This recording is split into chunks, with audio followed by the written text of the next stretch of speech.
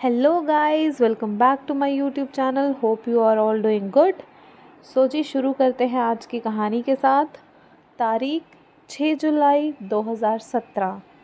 एक पिता police station में कॉल करते हैं कि उनकी बेटी 7th फ्लोर से गिरी है और उसकी डेड बॉडी मिली है। जगह थी प्रेम प्रकाश कॉलोनी और फ़ोन करने वाला आदमी एक कागज़ व्यापारी पदम अग्रवाल। काफ़ी हाई प्रोफाइल मामला। पदम अग्रवाल एक अमीर आदमी थे। मामला काफ़ी हाई प्रोफाइल था। पुलिस स्टेशन में अफरा तफरी मच जाती है। जल्दी से जल्दी पुलिस टीम्स क्राइम सीन के लिए निकल जाती हैं। उस समय के आईजी मोहित अग्रवाल, एसपी आनंद देव तिवारी और उनके साथ और काफ़ी पुलिस के ऑफिसर्स भी क्राइम सीन पर पहुंचते हैं। पुलिस टीम्स के साथ साथ फॉरेंसिक टीम भी क्राइम सीन पर पहुंचती है और क्राइम सीन पर मिलती है एक 27 वर्षीय लड़की जो 7th फ्लोर से गिरी थी। लाश का बहुत बुरा हाल था। चेहरा पूरा बिगड़ चुका था, सर की हड्डी टूट चुकी थी और बॉडी के काफ़ी पार्ट्स भी टूट चुके थे। यानी डेड बॉडी बहुत बुरी हाल में थी। काफ़ी दर्दनाक मौत हुई थी और ये मौत उस लड़की को अपने बर्थडे वाले दिन एक सरप्राइज़ गिफ्ट मिला था। अब ये एक हादसा था या एक प्री प्लान्ड मर्डर? आइए जानते हैं कि पूरा सच क्या था। कहानी शुरू करने से पहले प्लीज़ हमारे चैनल को सब्सक्राइब कर लीजिए और अगर आपको वीडियोस अच्छी लगें तो लाइक भी करिए। तो शुरू करते हैं। ये कहानी है हर्षिता अग्रवाल की। 6 जुलाई 2019 सुबह 11:21 पर कागज़ व्यापारी पदम अग्रवाल को अपनी बेटी हर्षिता का कॉल आता है। वो कहती है कि पापा, हमें घर बुला लीजिए। हमारी सास हमें बहुत परेशान कर रही है। वो हमें झाड़ू से मार रही है। ये लोग मुझे मार देंगे, मुझे मारने की कोशिश कर रहे हैं। यस गाइस, इससे पहले इस कहानी के 3 मेन कैरेक्टर्स, हर्षिता का हस्बैंड उत्कर्ष अग्रवाल उसका नाम था, उसका ससुर जिसका नाम सुशील अग्रवाल था और उसकी सास जिसका नाम रेनू अग्रवाल था। अब बेटी की ये बात सुनकर फ़ोन पर कि मेरे ससुराल वाले मुझे मार देंगे, हमें घर बुला लीजिए, उसके पिता तुरंत उसके ससुर सुशील से बात करने की कोशिश करते हैं। उसे फ़ोन लगाते हैं पर उनकी उससे बात नहीं हो पाती है, वो फ़ोन नहीं उठाते हैं। अभी वो उसके घर जाने की तैयारी कर रहे हैं कि उसके घर चलते हैं। बच्ची बोल रही है कि उसके घर वाले उसे मार देंगे, परेशान है, काफ़ी टेंशन में है। वो सोच रहे हैं उसके घर चलते हैं।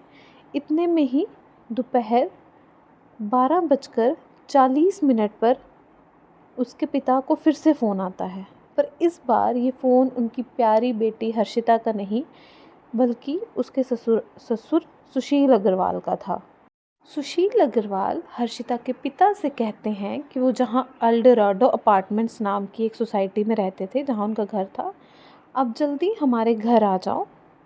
ये बात सुनकर हर्षिता के पिता पदम अग्रवाल अपनी पत्नी संतोष और अपनी बेटी दीपिका के साथ वहाँ पहुँचते हैं। अभी वो अंदर जाने से पहले ही, जैसे ही वो सोसाइटी में एंटर करते हैं, सामने देखते हैं अपनी प्यारी बच्ची दीपिका की लाश। ससुराल वाले कहते हैं कि उसने सुसाइड कर लिया, उसने ऊपर से जंप कर लिया, ये एक सुसाइड है। अब हर्षिता के पिता पुलिस में कॉल करते हैं। पुलिस अपनी इन्वेस्टिगेशन स्टार्ट करती है और जब पुलिस इन्वेस्टिगेशन स्टार्ट करती है तो पुलिस दिल दहला देने वाले कुछ सच उसे पता चलते हैं, कुछ सच पुलिस सामने लाती है। तो ये कहानी ऐसे शुरू होती है कि पदम अग्रवाल सरोजनी नगर के एक इलाके में अपनी पत्नी और 2 खूबसूरत बेटियों के साथ रहते थे। उनकी बड़ी बेटी दीपिका शादीशुदा थी। वो अपने परिवार में बहुत खुश थी। उसके ससुराल वाले उसे बहुत इज्जत सम्मान देते थे और वो वहाँ बहुत खुश थी। और उनकी दूसरी बेटी हर्षिता, जिसका जन्म 7 जुलाई 1991 में हुआ, उसे फ़ोटोग्राफ़ी का बहुत शौक़ था और वो उसी में अपना करियर बनाना चाहती थी। इसलिए वो मुंबई चली गई और मुंबई के एक कॉलेज से उसने एनिमेशन ग्रेजुएशन किया। उसे फ्री बैठना पसंद नहीं था, इसीलिए उसने ग्रेजुएशन के बाद वहाँ के ही एक स्कूल डीपीएस कल्याणपुर में पढ़ाना शुरू कर दिया। As a teacher job start कर दी। पिता पद्म अग्रवाल अपनी लाडली बेटी को ससुराल भेजना चाहते थे। वो चाहते थे कि उनकी बड़ी बेटी की तरह ही उसकी छोटी बेटी को भी कोई अच्छा परिवार मिले जो उसे एकदम मायके जैसा प्यार दे और सम्मान दे। उन्हें अपनी बेटी के लिए कोई लड़का पसंद नहीं आ रहा था। काफ़ी कोशिश करने के बाद, काफ़ी ढूंढने के बाद उन्हें कानपुर का एक लड़का पसंद आता है, उत्कर्ष अग्रवाल। उत्कर्ष के पिता की फिलामेंट प्राइवेट लिमिटेड नाम की एक फैक्ट्री थी जो पॉलिस्टर थ्रेड बनाते थे। उत्कर्ष के परिवार में उसकी एक बहन परिधि भी थी। पद्म अग्रवाल को लगा कि एक अच्छा खासा परिवार है, अच्छा खासा उनका बिजनेस सेट है, उत्कर्ष पे कुछ खास जिम्मेदारियां भी नहीं हैं, उसके पापा का बिजनेस अच्छी तरह सेट है, वो उसी को आगे संभालेगा। तो उन्हें अपनी बेटी के लिए उत्कर्ष अग्रवाल पसंद आता है और वो उसी के साथ उसकी शादी फाइनल कर देते हैं। जल्द ही 25 वर्षीय लड़की हर्षिता भी इस शादी के लिए हाँ बोल देती है। घरवाले बिना देर करते हुए 24 जनवरी 2017 ऑर्का रिजॉर्ट में इन लोगों की डेस्टिनेशन वेडिंग प्लान करते हैं। डेस्टिनेशन वेडिंग, जैसे कि ये खुद एक बिजनेसमैन थे, इनकी शादी में बड़े बड़े बिजनेसमैन और बड़े बड़े बड़े लोग आते हैं। ये सारी शादी हंसी खुशी निपट जाती है। पर इस शादी में एक बहुत अजीब चीज़ होती है कि दूल्हे का परिवार शादी का हर खर्चा दुल्हन के परिवार पर डाल रहा था। यहाँ तक कि वो खुद के खर्चे, जो उनके पर्सनल खर्चे थे, वो भी उन्होंने लड़की के परिवार पर डाल दिए। हर्षिता के पेरेंट्स को ये चीज़ थोड़ी अजीब भी लगती है, खटकती भी है। आखिर लगेगी भी क्यों नहीं कि वो खुद के पर्सनल खर्चे भी उन्हीं से करवा रहे हैं, पर वो अपनी बेटी की खुशी के आगे सब कुछ ऐसे ही समझते हैं। अपनी बेटी की खुशी के लिए वो चुप करते हैं और वो सोचते हैं कि इतना तो वो अपनी बेटी की खुशी के लिए कर ही सकते हैं। इस शादी में टोटल 40 से 45 लाख तक का खर्चा आया था। एक बहुत बड़ी ग्रैंड वेडिंग थी। कुछ हंसी खुशी हो जाता है, शादी अच्छे से हो जाती है। पर 6 महीने बाद, शादी के 6 महीने बाद ही हर्षिता के ससुराल वाले उससे पैसे की डिमांड करते हैं। वो उससे कहते हैं कि जो फैक्ट्री की मशीन्स हैं उनका लोन चुकाने के लिए उन्हें 2 करोड़ रुपए चाहिए और तुम वो 2 करोड़ रुपए अपने पापा से लेकर आओ। तुम्हारे पापा के पास वैसे भी बहुत पैसा है और ये तुम्हारी ज़िम्मेदारी है कि तुम परिवार की कुछ मदद करो। उनके लोन चुकाने के लिए तुम जाओ अपने पापा से पैसे लेकर आओ। ये बात हर्षिता को बहुत अजीब लगती है। वो ये बात सुन के हैरान हो जाती है कि कैसे लोग हैं ये, मुझे मेरे पापा से पैसे लाने के लिए बोल रहे हैं, वो भी 2 करोड़, ताकि ये खुद का लोन चुका सकें। हर्षिता ने इस बात के लिए साफ इनकार कर दिया। उसने कहा कि वो अपने पिताजी से 2 करोड़ रुपए मांग के नहीं लाएगी। तो बस फिर क्या था, इसी दिन से हर्षिता पे अत्याचारों का सिलसिला शुरू हो गया। उसकी सास रानो अग्रवाल ने उसका जीना मुश्किल कर दिया। घर में नौकरानी होते हुए भी वो सारा काम हर्षिता से करवाती थी। यहाँ तक कि मेहमानों के सामने वो लोग हर्षिता को बुरी तरह इंसल्ट करते थे, जलील करते थे। और हैरान होने वाली बात ये है कि उसका पति उत्कर्ष अग्रवाल भी इन सब चीज़ों पे चुप रहता था। और सिर्फ चुप ही नहीं रहता था, वो इन सब चीज़ों में अपनी माँ की सपोर्ट भी करता था।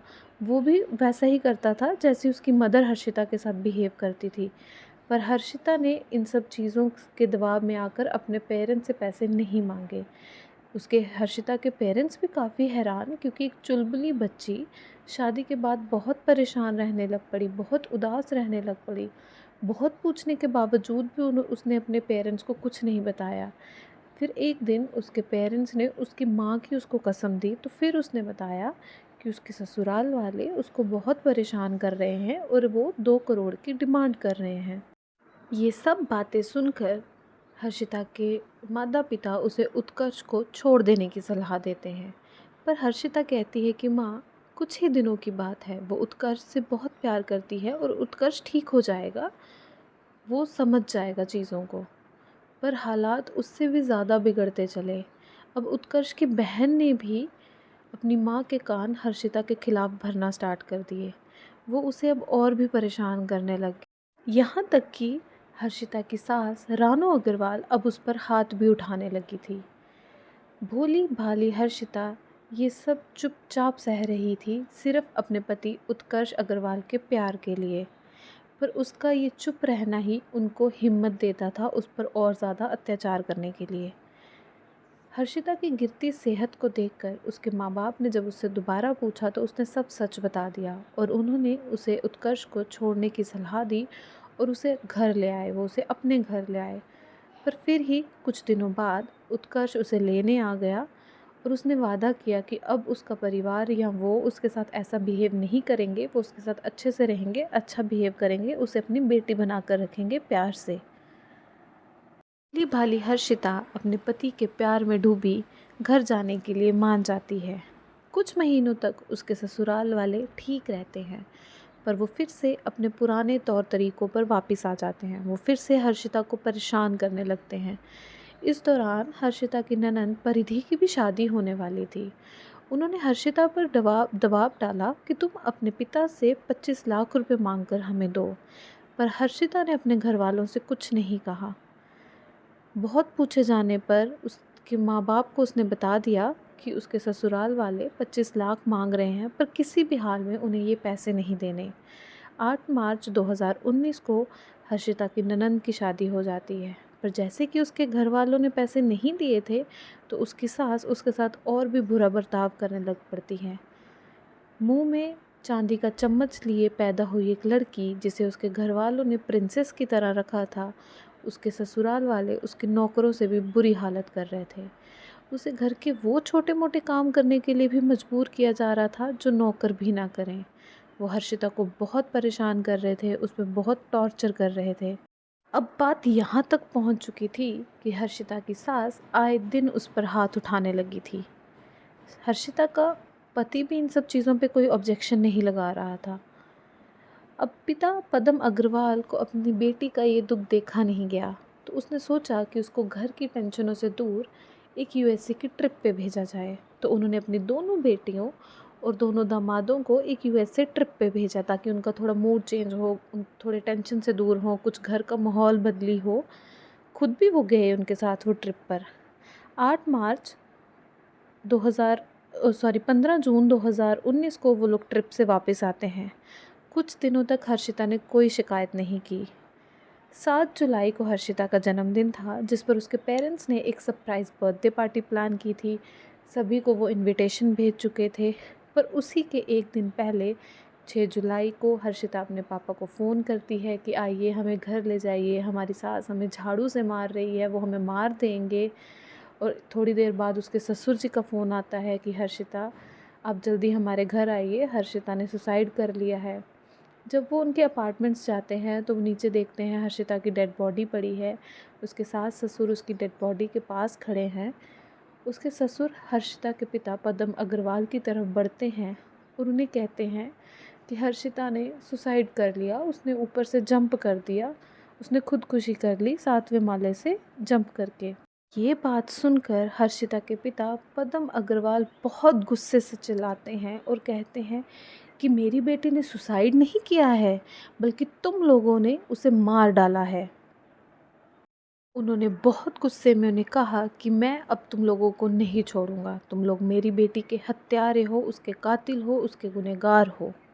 उन्होंने तुरंत पुलिस को इन्फॉर्म किया। पुलिस की जीप वहाँ आई, वहाँ उच्च अधिकारी पुलिस के पहुँचे। पुलिस ने अपनी इन्वेस्टिगेशन स्टार्ट की। हर्षिता के पिता अपनी फूल सी बच्ची को देखकर बेहोश हो गए। दीपिका ने बहुत मुश्किल से अपने माँ बाप को संभाला। पुलिस ने पोस्टमार्टम के लिए डेड बॉडी को भेज दिया।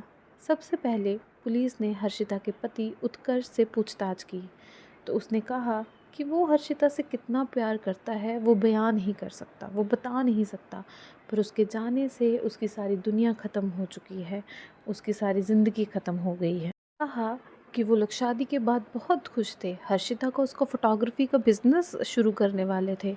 उन्होंने उसको घूमने फिरने के लिए कार दी थी, पर ये सब क्या हो गया उसे कुछ समझ में नहीं आया।